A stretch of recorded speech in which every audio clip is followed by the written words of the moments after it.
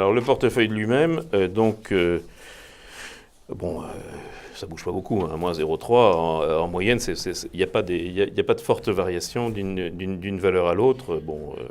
En fait, quand on regarde les valeurs qui ont marché cette semaine, c'est Vinci, c'est Renault, c'est Telefonica, c'est Lafarge, c'est Peugeot, c'est Orange, c'est Groupe Eurotunnel et c'est un chouïa Vicat. À l'opposé, on a reculé sur KPN, on a reculé sur Deleuze, on a reculé sur Solvay, qui est la cyclique que nous avons en portefeuille, qui a été plutôt qui est pas une mauvaise très affaire. satisfaisante, mais ça démontre bien qu'on a une respiration du marché cette semaine. On a un marché qui commence à tourner. Oui. Alors on le voit bien quand on regarde les secteurs. Hein, quand on regarde les secteurs, c'est cette espèce de concentration des performances dont on a déjà parlé les semaines précédentes. Tout à fait. Tout le monde est aux alentours de 20, sauf l'automobile qui est au-dessus de 30, et sauf les valeurs de concession de services publics qui sont en dessous de 10. Hein. Et les télécoms et les banques qui sont plutôt un peu en dessous aussi. Mais on a une espèce de concentration qui se produit. Alors ça veut dire que le marché n'a pas d'idée. C'est ça qu'on sent, puisque les gens, on a l'impression que les investisseurs regardent les performances et essaient de les aligner les unes par rapport aux autres, ce qui est ennuyeux, puisque un marché qui n'a pas d'idée, il finit par baisser. En fait, vous l'avez évoqué la semaine dernière, on est dans un marché de flux, et ce sont les grosses valeurs comme Total qui sont achetées dans ces périodes-là, et c'est ce qui a contribué finalement par un rattrapage à créer un écart sur le portefeuille depuis quelques temps. Il n'y a pas que Total qu'on n'a pas dans non, mais quand on regarde bien en analyse d'écart, on s'aperçoit qu'effectivement c'est une donnée qui est la principale explication. Oui, alors, on peut s'arrêter une seconde là-dessus. C'est qu'on est arrivé avec cette mi-avril, probablement à la fin de la première phase de hausse. Il y en a qui n'est qu'une première, à mon avis, petite phase de hausse sur 2 ans des valeurs européennes qui est venue en fait sur les indices. On dit que les fameux ETF qui permettent de répliquer les indices comme le CAC 40 ont multiplié par 10 leur encours depuis le début de l'année. Ça veut dire les capitaux mondiaux, on dit on va en Europe et on ne cherche pas à savoir si je préfère avoir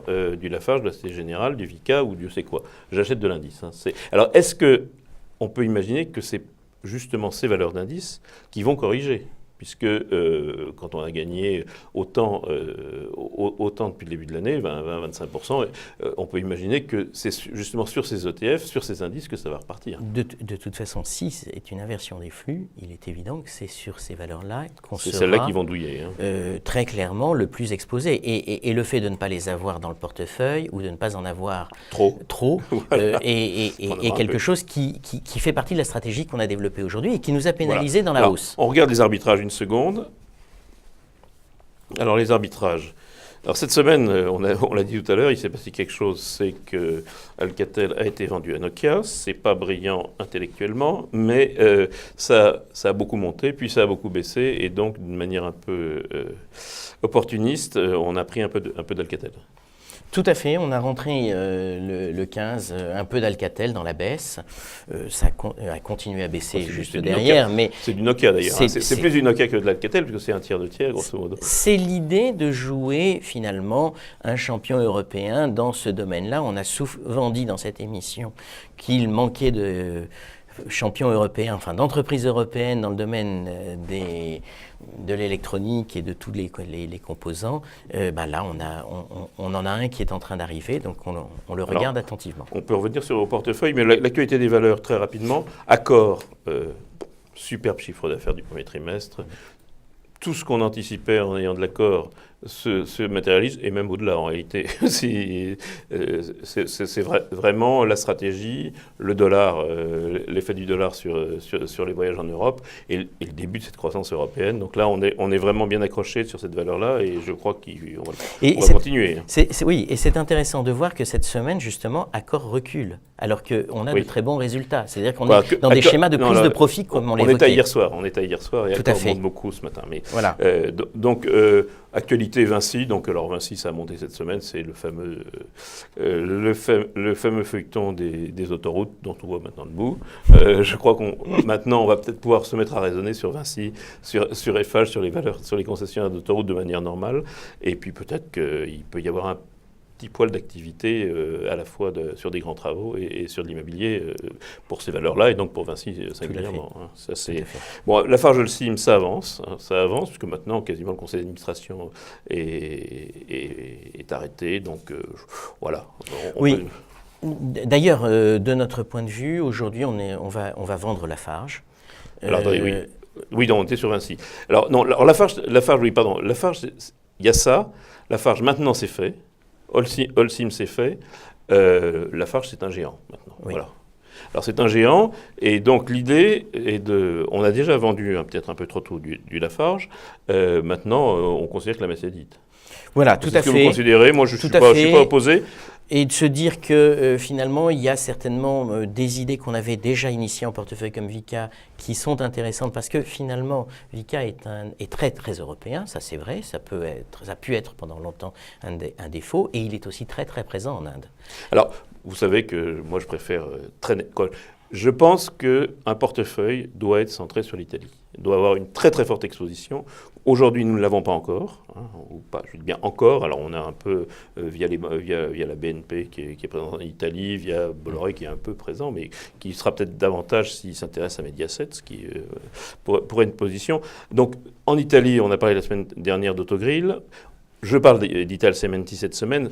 Vicat est une valeur que j'adore, c'est la mieux gérée des cimentières. C'est une cimentière qui est intégrée à la fois du début à la fin, qui n'a donc comme coût extérieur que l'énergie. Donc là, elle est relativement tranquille. Mais Italcementi donne du levier. Voilà, alors, Italcementi est une valeur qu'on a clairement rentrée dans le spectre que l'on suit. Il y a un sujet dont on n'a pas vraiment parlé, c'est qu'en fait, début mai, on va avoir encore un petit peu d'excitation, ne serait-ce que parce qu'on a les élections anglaises et qu'on a des dates importantes pour les Grecs. Donc, l'idée serait qu'à ce moment-là, si on avait, dans une logique de correction... je pense que la correction ne viendra pas là-dessus. Je pense que la correction, elle va venir sur les grandes valeurs d'indice, personnellement. Donc, c'est pas impossible, mais l'idée, c'est de ne pas rentrer tout de suite et de la regarder et de saisir toute opportunité pour venir dessus. En revanche, on solde les Lafarge. Hein. Voilà, c'est vraiment l'idée. On se reporte sur Vicat, mais en travaillant, en soignant, comme on dit en bourse, parce que c'est cher, voilà, c'est cher sans être dramatiquement cher, mais il faut absolument mettre du cycle et des valeurs qui profitent du pétrole bas. Oui. Donc le marché est bien valorisé, mais encore une fois, il faut chercher du levier là où il est. Et pour ce qui me concerne, je pense que le levier, il a été en Espagne et aujourd'hui il est en Italie et sans doute également au Royaume-Uni. Et le Royaume-Uni, c'est deux secteurs, deux secteurs géographiques sur lesquels on est sous-investi. Même si on a de l'Eurotunnel, mais on ne peut pas faire du Royaume-Uni uniquement avec l'Eurotunnel. Très, très clairement, on est sous-investi sur l'Angleterre. Il y a les élections. Là, et je dirais que jusqu'à présent, ça n'a pas été un des secteurs, une des zones sur lesquelles on a centré notre démarche. On est effectivement, et d'ailleurs c'était l'objet du point macro de la semaine dernière, de pointer que l'Italie est certainement le pays qui profite le mieux de toute la décision de la Banque Centrale Européenne. Donc il y a des profils, j'ai cité Autogrill qui est à la fois américain et Italie, indexé sur le fait qu'on voyage dans les trains, dans les avions ou sur les autoroutes. C'est une valeur dont j'ai souvent parlé, qui est ADP, c'est que nous n'avons presque plus d'immobilier, puisque...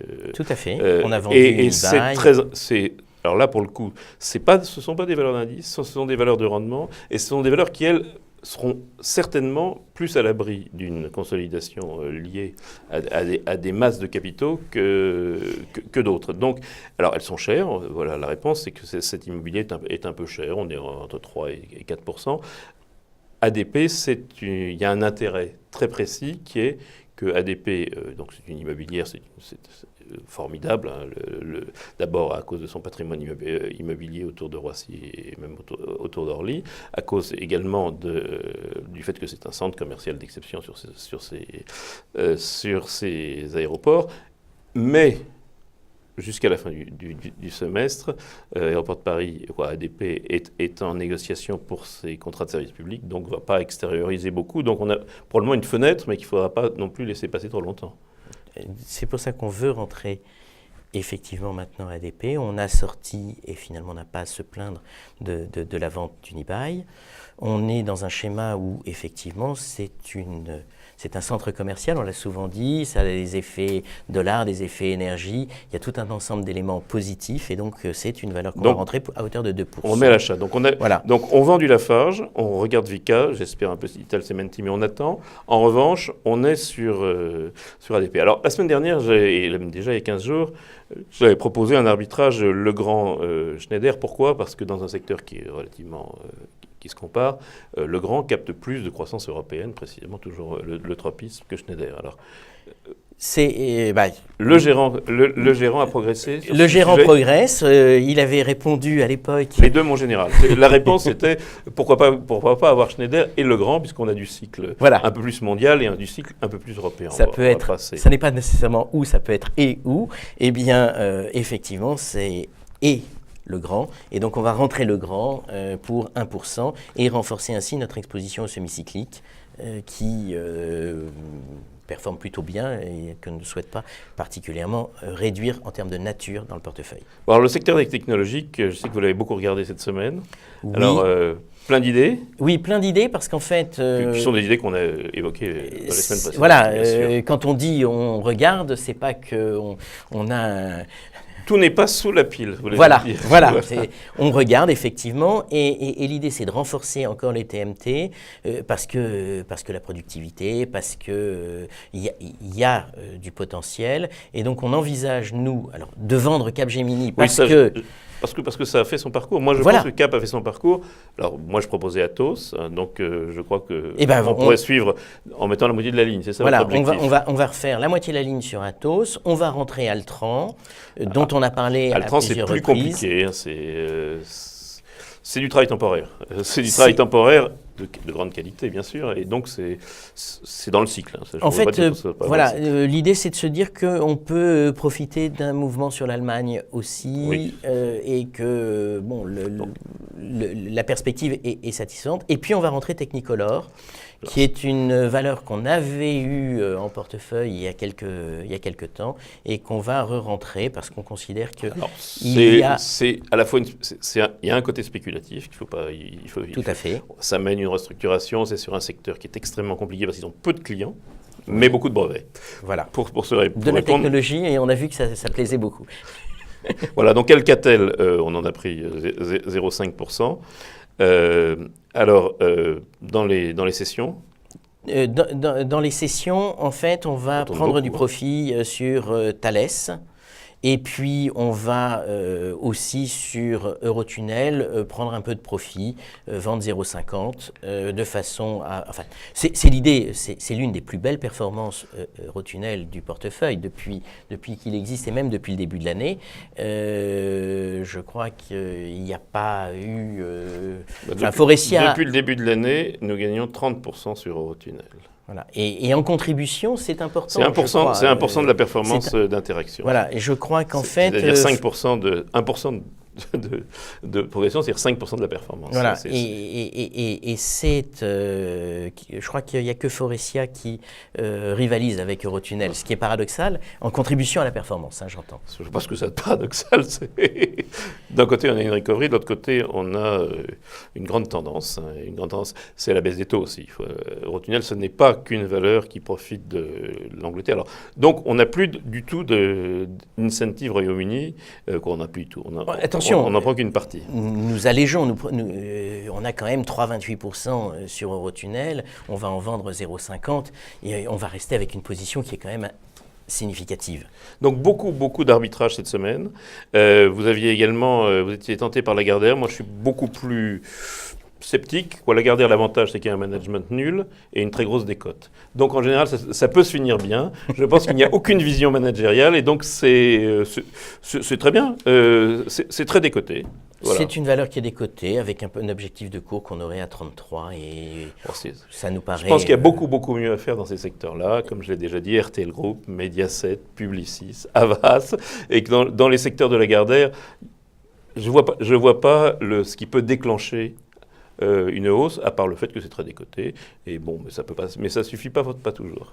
Dans la période actuelle, on est plutôt attiré par Lagardère qui offrira finalement un bêta qui est un peu moins important que celui des autres valeurs dont on parle. Si bien justement, ça baissera autant, si ce n'est plus dans si ce n'est plus. Non, justement. Non, mais c'est vrai que ce que je dis, c'est que l'absence de réelle vision stratégique est un avantage parce qu'on n'anticipe pas de belles choses, donc on n'est pas déçu. On n'est pas déçu. Mais exactement. ça c'est on pourrait avoir des surprises. Alors que si j'achète de RTL Group, je pense qu'il va y avoir une croissance en France et en Allemagne, et là je peux être déçu s'il n'y a pas lieu, mais c'est tout. On ne sera pas. On ne sera pas déçu. Je récapitule parce qu'on a fait beaucoup de choses. On va faire beaucoup de choses cette semaine. Nous vendons du Thales, nous vendons de l'Eurotunnel, nous soldons Capgemini, nous soldons Lafarge, nous surveillons Vicat pour le réemploi de Lafarge, mais d'une partie de Lafarge. D'une partie de Lafarge, mais bon, voilà. Nous achetons de l'ADP, donc le groupe des aéroports de Paris, qui est un peu plus large que ça, évidemment, de l'Altran, de l'Atos, du Technicolor, pas du Technor, ça n'existe plus d'ailleurs, et du Lagardère. Voilà. Et puis, nous compléterons éventuellement l'Alcatel tout à fait. Si ça se retrouve. Tout à fait. Beaucoup d'arbitrage cette semaine pour le fonds Interaction. Vous pouvez vous reporter sur le site où tout ça sera résumé. Rendez-vous la semaine prochaine. Peut-être juste une précision, c'est que la semaine prochaine, le code ISIN du fonds aura changé, puisqu'il s'agira dorénavant du FR 000 748 06 52, c'est-à-dire à partir du 24 avril, puisque c'est la date à laquelle le fonds fusionne, enfin plus exactement, le fonds est absorbé par un autre fonds, garde son nom, et ça va lui permettre d'avoir une taille critique supérieure. Et donc, ce qui explique aussi l'ampleur des arbitrages qui ont été conclus cette semaine, c'est qu'on change la taille du fonds, puisque le fonds va avoir près de 13 millions d'encours, ce qui est déjà plus significatif. Voilà. Et c'est un avantage, c'est que les frais pèsent moins. Ce qui permet de bouger, puisqu'effectivement, les arbitrages sont forcément limités pour ne pas faire payer à vous, les souscripteurs, des frais trop élevés. Alors rendez-vous la semaine prochaine avec un nouveau code ISIN qui apparaîtra sur le site et sur les vidéos. Même heure, même endroit.